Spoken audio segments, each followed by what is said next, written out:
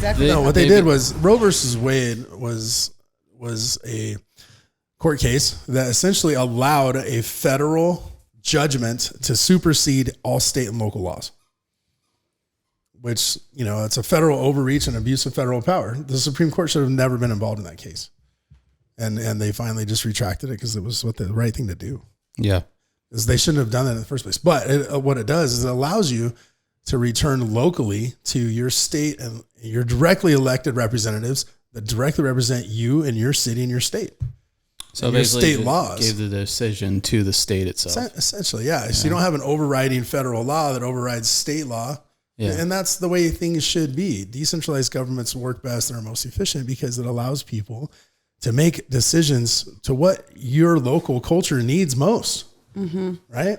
Like if you don't want to have guns and you want to have all the liberal agenda and you want to live in Portland, Oregon, and Oregon's for it, go live in Oregon. It's great.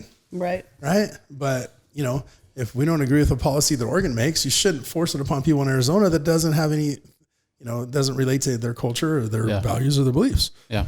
Yeah, exactly. So that's all that happened today was overturned. So now it's not, you don't have, like in Arizona, I don't necessarily know what the Arizona abortion laws are, but whatever they are, that's now the new standard for what abortion is in Arizona. There's not a federal overreaching law any longer. Well, isn't this a conservative state? It is. So I'm assuming that they will make a decision. They already made a decision. They already have it. I'll look it up. Arizona. It pays. What are you doing?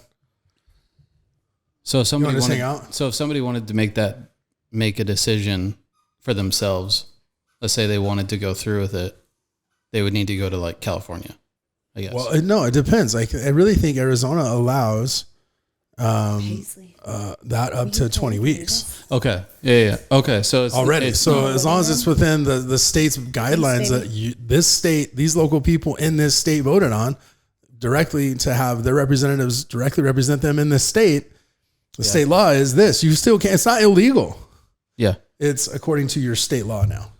So now there are some states now. There's 13 states where it is illegal state law. Wow. So this federal protection of the Supreme Court's judgment over that made it to where those state laws could not be enforced because this court's not going to back up the state in overrunning the local people's rights. Gotcha. That's all that Roe versus Wade did. It allowed for a federal protection across all state laws, no matter what the state law was. The Supreme Court overruled, however many, 8 jurors back in 1973 overruled all 50 state laws. Yeah. At that time. Wow. They didn't, disregarded it. Yeah. They never should have been involved in it.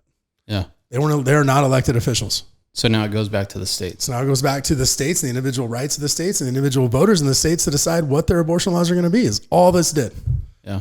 Like Arizona, it's still allowed, but only up to a certain, 20 weeks, you said? I'm trying to find out what it is. So in Arizona, the following restrictions on abortion were effective as of June 24th, 2022. Patient must receive state-directed counseling that includes information designed to discourage the patient from having an abortion and then wait 24 hours before the procedure is provided. Counseling must be provided in person and must take place before the waiting period begins, thereby necessitating 2 trips to the facility. Health plans offered in the state's health exchange under the Affordable Care Act can only cover abortion in cases of the life of endangerment or severely compromised physical health. It doesn't say it's illegal. It just says your insurance may not cover it. Yeah. And abortion is covered. About the counseling. Abortion is covered in insurance policies for public employees only in the case of life endangerment or severely compromised health. The use of telemedicine to administer medication abortion is prohibited. The parent of a minor must consent before an abortion is provided in the state of Arizona now. So it just defaulted back to state law. That's all it did. It did not end abortion. I mean, that's the crazy outcry of the left of, well, there's still the woman's right here. Yeah. It's just down to your locally elected leaders and your locally appointed laws that you can vote on and influence a lot easier than an overreaching Supreme Court decision from 49 years ago. So if you stand a certain way, get involved and vote in your own state. Yeah. It's up to you. But it's not illegal in our state.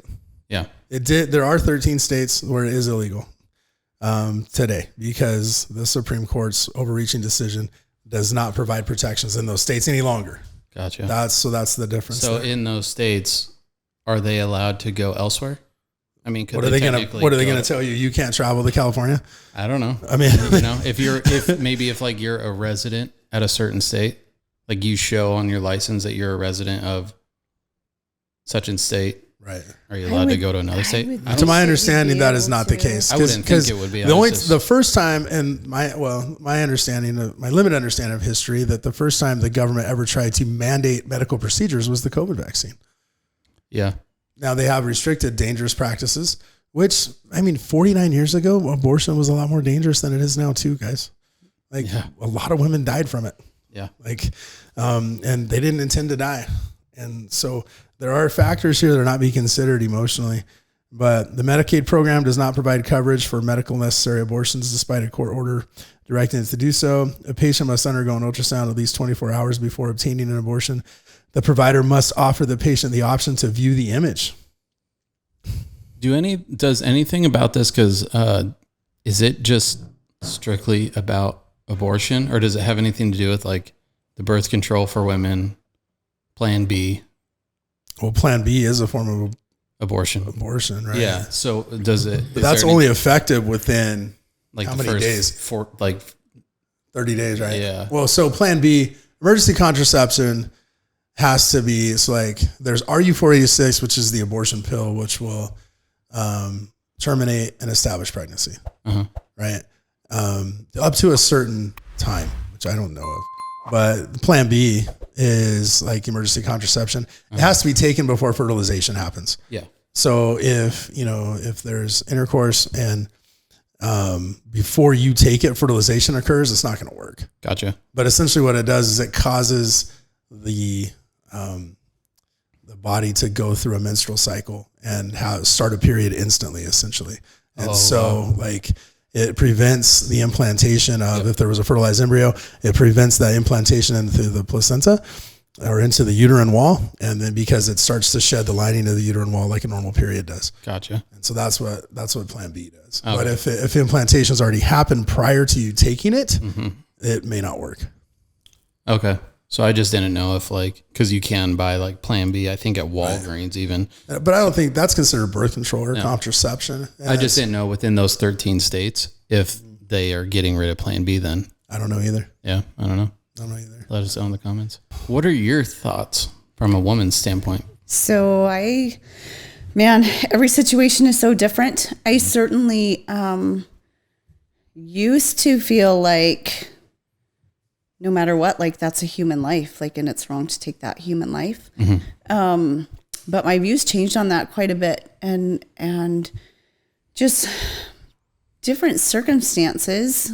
I think a woman needs to decide, I don't know, just first, what about rape or incest or there's horrible situations with women, abusive relationships, to have to go through a pregnancy and deliver a baby. I am certainly an advocate for adoption and, protecting the rights of the unborn, right? If we're advocating, if we as human beings and as stewards of humanity, if we're to protect those that cannot protect themselves, right?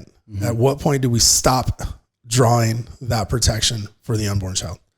And at what point do we stop protecting them? And at what point in viability, and at what point do we start protecting them? Is it at fertilization? Is it at confirmed pregnancy? Is it at heartbeat? Or is it at a developed enough nervous system to where this baby can now feel pain? It's before 20 weeks. It's almost unquestionable. Yes, you can get an abortion because before that time, it's not considered a viable pregnancy. It's not considered a viable, this baby will not exist outside the womb, period. Yeah. And so that's where most of that happens.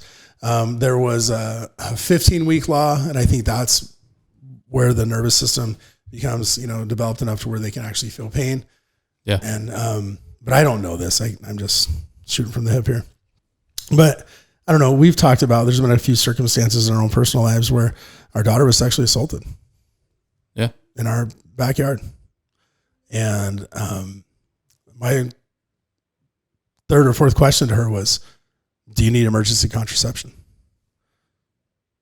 Yeah. Because I didn't want her to have to raise or to even go through a full pregnancy. I mean, you can speak to this way more than I can and way more expertly than I can, but carrying a baby, there's feelings there, and there's emotions there, and there's, for sure. So can you? For sure. I mean, it's such an emotional process, even when you're in a healthy relationship. So to have something so traumatic and then deal with your body going through those changes and those hormones and just under such. Well, you mentioned how endearing it was to you to feel the baby move. Right. It's incredible. That's a feeling that you can't even put to words. Like, that's amazing to feel your baby move inside you, especially in the beginning when you realize, like, oh my gosh, that's my baby. But if you were pregnant because of trauma, like, that's just a constant reminder, like, of that event. And I just, how horrible. And it's horrible. You got to carry that for 10 months. Right. And you're going to feel this life inside you. You're going to have feelings for this life. You're going to be nurturing this life, creating this life, feeding this life. You have an emotional bond with this life, and it's representative, and it's not impossible, right, to work through, but man, I can't imagine how horrible that would be. And, I wouldn't ask my daughter to do that. Yeah. I would ask my daughter hey, consider keeping, the fruits of a traumatic rape, as what about because we're talking about advocating for the things that can advocate for themselves. Well, my minor daughter at that time, how can she advocate for herself? What's the best way we advocate for her life and her mental health and her future? Is it to force her to have a baby that she's never wanted? And it was born out of horribly violent circumstances. I can't make that call. Right. And there's women that do, and they are brave, and but not every circumstance is the same. So it's really hard to just rubber stamp. This is what needs to happen in all circumstances. One thing that really changed my view on things. I grew up, super conservative, super religious, all the strict Judeo-Christian values, and my view on abortion was cut and dry. I was like, no.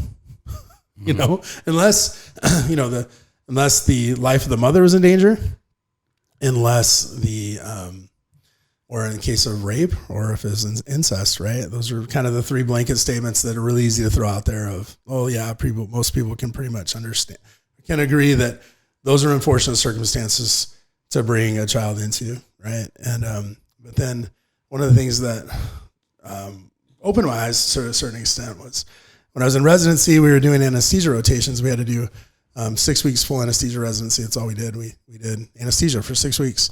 And when I was providing anesthesia care in a hospital setting, they asked me, do you want to do anesthesia for, this next doctor? And I was like, well, why wouldn't I? And they're like, well, he's going to perform. They gave me the medical code, and, D and C and E. And I was like, what is that? They're like, abortion. This guy's going to perform, this many abortions this afternoon. Do you want to cover that? I was like, I don't know. I don't know. I don't know. But I ended up saying no. But what I did do is I provided care for a lot of those women in the post-anesthesia care unit. And you're providing post-anesthesia care, monitoring, pain relief, and making sure that they're stable and healthy and able to be discharged, and, providing post-care instructions and all the things. What I noticed was every single woman that I saw that had gone through those procedures after I'm trying not to get emotional because it was highly emotional, but every woman there was alone. And every woman after that surgery was despondent and nonverbal. And most of them were crying, and most of them were impacted significantly emotionally, and because of what they'd just gone through. Now, I didn't ask, and nor would it have been appropriate to ask, how they got in this situation and why they were doing what they were doing. That really was none of my business. But I was in an inner city, and it was the demographics were tough in that city for a lot of people. And so, I thought, man, who am I to sit here and say that this, 18, 20-year-old, 16-year-old, whatever woman, that became pregnant, probably in unfavorable circumstances, probably grew up, statistically, just talking about statistics, grew up without a support system, grew up without a father in the home, grew up without resources. Who am I to say that this person now needs to take responsibility for her actions and figure out how to raise this kid on her own when she's not educated? She doesn't have resources around her. She doesn't have a family. Who am I to say that's the best thing for her or that child? Advocating for that child, is that a good circumstance to bring that child into? Man, probably not, right? But the problem I think we have is everything's so emotionally charged today. The pendulum swings one way to the next. And we're happy when the pendulum swings in our direction, but we're not happy if we push that thing too far and it comes back and swings back the other way. And that's what happened today. It was the Supreme Court never should have been involved in this decision. It always should have gone back to states. It always should have gone back to states' rights and decentralized rulings on this, because that's the only way for the average person to actually have the greatest amount of say in what goes on in the states they live in. And if you want to live in a state where abortion is legal, great. I don't judge you for that. If you don't, I don't judge you for that either. But I do think there are cases where it needs to be okay. And it's not up to me to always decide. Like, I'm not smart enough to figure out when those cases are and when they're not. I'm not, because there's so many emotions and mental health aspects related to it. Either way, whether you go through that or don't go through that, there are mental health implications. There are physical health implications. There are implications for the children, one way or the other. And it's tough. Like I said, I don't feel like I am in the right place, nor am I the right person, nor do I know enough to be able to figure out what the right thing to do is here. Yeah, well, it's complicated. It is complicated because every situation is different. But I don't know, it's tough. I just wanted to get your guys' opinion because, on this show is, raw, real. Right. And we talk about the things that are tough to talk about. Right. We wanted to. If you want my 100% real opinion, I think the timing of this is bullshit, because I think it's all politically motivated. Mm-hmm. I think the Supreme Court knows the ramifications of what they're doing. I think the Supreme Court is hijacked and used as a political arm now. And I think it's no coincidence that the day before this happens, they overturn a gun law in New York that now allows more people to carry firearms in New York, the state of New York. And all the right wingers were like, yeah, it's a victory for the Second Amendment. Okay. Well, then I think it's a great setup, because now the Supreme Court the very next day flips this and says, hey, I guess 2 days later, we're going to overturn our ruling on Roe versus Wade. That does not make abortion illegal, depending upon your own state laws. Okay. It just does not give override over your current state laws to make it so you can get it, whether it's legal or not in your state. And I have always been a big believer in decentralized governmental power. I think the more power you can give the people, more access to that power, the better it is, because they can decide what they want to have go in their state. But it is very odd timing. Very odd timing. And why didn't they wait till after the midterm elections? They know. I mean, these are the Supreme Court justices. These are the brightest justices, supposedly, in the country, right? These are appointed by presidents to interpret the Constitution of the United States for the entire country. And you do not get to vote for these people. You do not get to have a say in who's appointed, other than calling your senator, and they're just going to kick back and say, well, we have our agenda. We really don't care. I've done this 1,000 times. We'll send you a letter or such or whatever. But they, we don't get to have a say who's on the Supreme Court. What we do get to have a say in a lot more effectively is our own state laws and our own state legislatures. And it's a lot easier to elect your own local officials that align with your values and what you do. So the message here is, first of all, don't freak out and panic. Second of all, which it's easy for me to say, I'm not facing it, right? But there is a way. Like if this is something that is near and dear to your heart and you believe it needs to happen, or you believe it doesn't need to happen, you need to get involved. You need to, you had 49 years of a Supreme Court Band-Aid overriding your state law. And we got comfortable with it, and we liked it, and we didn't do anything about it. And now that this is done, it's going to force people to dig in and do something about it. I just think the timing of it's all garbage, because now, instead of the midterm elections being able to reflect upon, we have a certain party that has kind of wrecked the country. We have a certain party that has kind of forced you, for the first time in United States history, according to my knowledge, they're forcing you, the general public, through, shame, guilt, employment. Yeah. Well, your threat of your employment, threat of investigating your employer, threats of fines on a federal level if you don't get a certain vaccine. So the federal government says, okay, you have to get this vaccine essentially, or you're going to not be able to provide for your family. You're going to have to drop out of your schooling education, all this stuff. Right. And everybody that was on that side of everyone on the left pretty much was like, yeah, you need to do this. And you're an idiot if you don't. And I can't believe you're not intellectually capable of figuring this out. Yet most of the same people on this argument, my body, my choice. Well, why do we have a dichotomous argument? Is it my body and my choice or not? Right. Like I'm all for my body, my choice.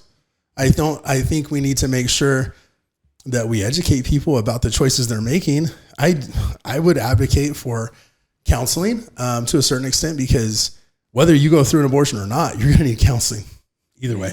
Now, problem is not every counselor is a good counselor, right? And I don't know how good the state appointed counselors are. And I don't know if you can endorse that or not. Yeah. But I just think it's super interesting. The whole my body, my choice went away when, hey, you idiot, you got to protect me by protecting you by wearing my mask that you should wear, that I should wear your mask, and it protects everybody else. And it doesn't matter what you really want to do with your own body. Right. But now it does. And so now the elections are about gun control and abortion rather than inflation, bad foreign policy, bad domestic policy.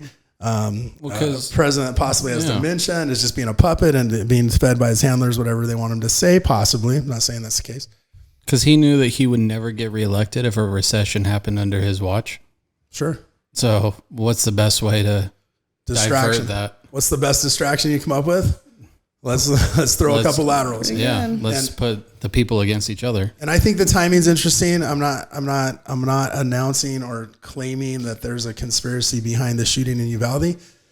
I do think it's super interesting that you had 19 armed policemen with ballistic shields, AR-15s, and they were ready to go before the shooting started. They were told to stand down. Even after the shooting started, they were told to stand down. They found out the door was unlocked. Well, the guy was still waiting for keys, though. Apparently. Because they didn't want to kick it down. Yeah. For whatever reason. And that just seems super interesting. Again, super interesting timing. I don't know. And they detained one of the officers that his wife was in there bleeding. Yeah. Called him, said, I'm bleeding to death. And they wouldn't let him go in and out. Wouldn't let him. And they detained him, took his rifle. Yeah. I'm just saying, I don't know that they could have prevented the tragedy aggregately as a whole.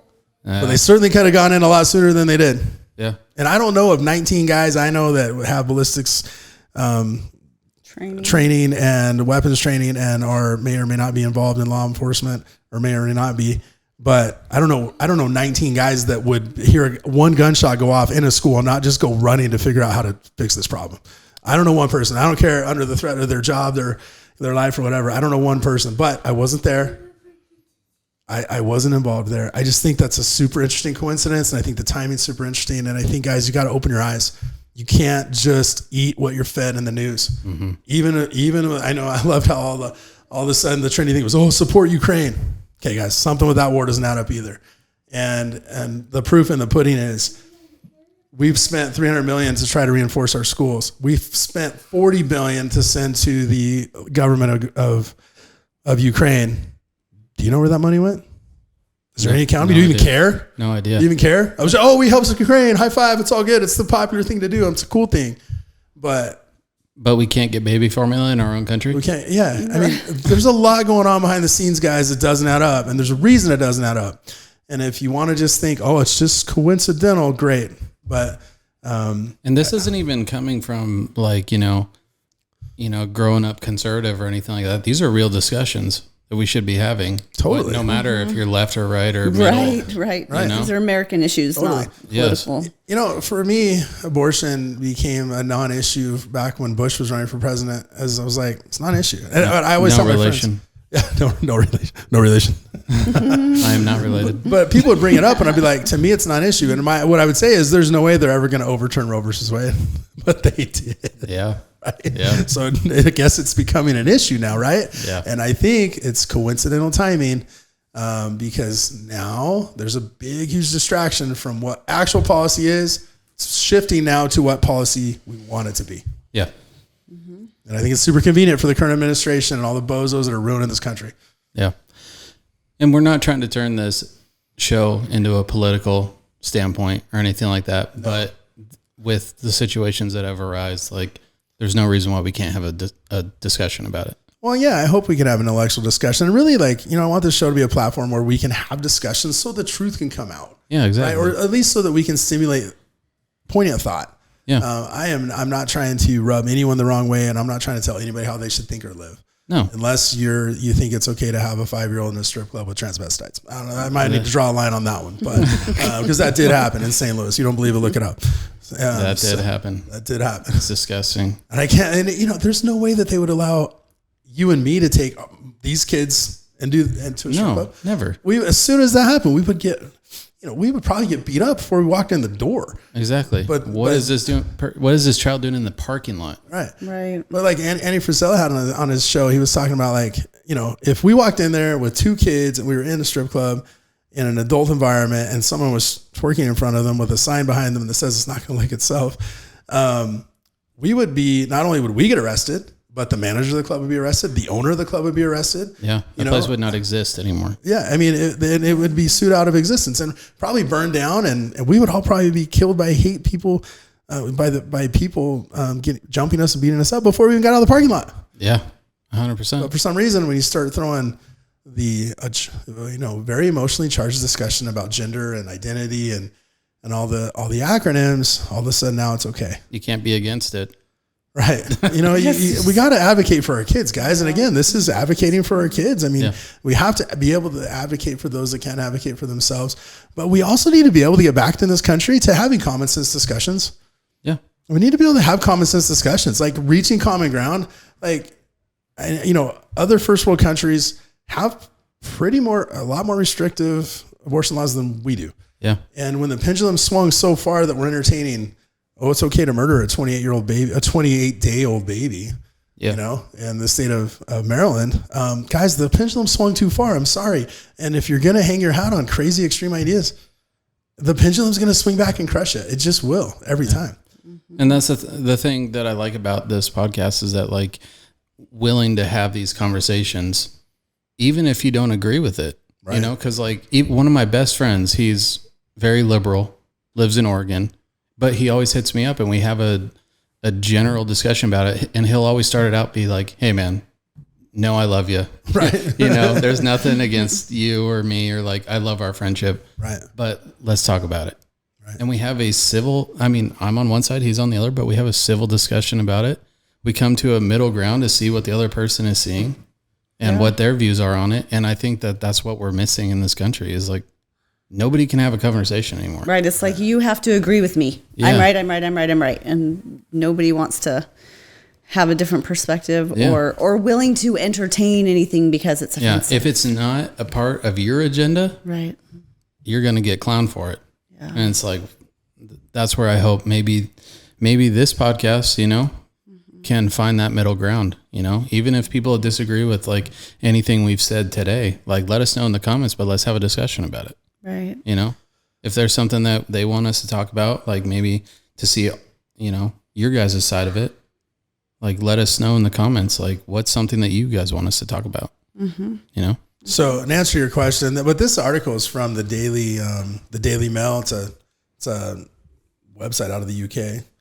So, yeah, who knows? Yeah. And I don't know. I'm highly suspect of anything I read or see on TV anymore. But ever since that Washington Post, did you see that? What was that? They fired a writer there that made up 21 stories that went through the Washington Post. Like literally just made them up. Well, CNN, had to admit that they did that. They would say, and they would make up a rumor about Donald Trump, and then they would circulate it and they make it a headline and they would talk about it. And then they would come back and on their website, they'd be like, oh, we just realized this was wrong. Yeah. but they never spoke about it again in the national news because they were trying to push an agenda, right? Yeah. The Washington Post just let the writer go, and they were like, "Hey, we didn't know. We just let him go." Okay, but you made it a headline every single time you posted anything. So in this article, it talks about how 13 states prepared trigger laws which would automatically outlaw terminations in the event of a ruling to overturn Roe versus Wade, which is why they anticipated. The states are Arkansas, Idaho, Kentucky, Louisiana, Mississippi, Missouri, North Dakota, Oklahoma, South Dakota, Tennessee, Texas, Utah, and Wyoming. Abortion bans in those states will now become law within 30 days. So those states, the state law dictates it's illegal. Yeah. 5 other states have also now banned terminations after historic laws superseded the 1973 Roe ruling automatically came back into place. Among those 5 are 2 Democrat governed states, Michigan and Wisconsin. Wow. So, I mean, this isn't just a right-wing conspiracy. I mean, like we need to revisit, we need to relearn how our government works. It's kind of funny they don't teach that in school anymore, huh? Right? What an ironic coincidence, right? We need to learn on how our states work, what rights we actually have, and how if you want a law on the books or if you don't want a law on the books, how you can advocate for that on your own and effectively campaign for it. And we need to get back to actually being involved in our own government and stop expecting the federal government to bail us out of all our problems. If the Roe versus Wade reaction on social media doesn't say that we don't educate our people about this, right, I don't know what does, because literally everyone freaked out about the Roe versus Wade ruling. Right. When really, like you clarified, all it does is just let the decision go to the state. Right. It's like, but it doesn't make it illegal. No. No. But it does make it more inconvenient. And again, it's a hard thing, but I don't know. I think it's, those laws gave safe harbor practices like Planned Parenthood. And some people would say those Planned Parenthood clinics provide a good service for kids that would not get those services any other way. And I can't argue against that, but I can tell you, I would not be happy if one of my children went there and received an abortion or contraception without me knowing about it. If they're a minor. Yeah. And so I don't know. Well, it's so emotional. Like they need support. They need of some kind. They need love, and support. Not every guidance. child has which a will be good another parent. episode that we're going to talk about. Yeah, totally. Kids need love too. But regardless, man, look, what we don't need a bunch of judgment here. We don't need to turn this into a hateful conversation. We don't need to judge people that have or have not had abortions. Like whether you have had or have not had, there's reasons on both sides of that, right? And there's good reasons for that. And we just need to go back to loving each other, man, and respecting each other. Like I'm not walking that walk and you're not walking my walk. And I'm going to make mistakes and do things you're not going to approve of. And you're going to make mistakes and do things I don't approve of. And we need to get back to that being okay, and not like, hey, you need to change your behavior because you're making my delicate feelings hurt. Well, I don't know. Maybe I need to work on my delicate feelings, and let people have their own personal liberties again. Yeah. It's a really tough discussion though. It is. It's a tough discussion, but the fact that we're having it is why this podcast exists. Yeah. Well, certainly is a complicated topic, but a good one, I think, to discuss and just try to be advocates for each other and to love each other and to be open-minded, I think, about different things. But we hope you enjoyed this episode, and thank you for joining us. Don't forget to share and to subscribe, click, right? Thanks for joining us. We'll see you next time.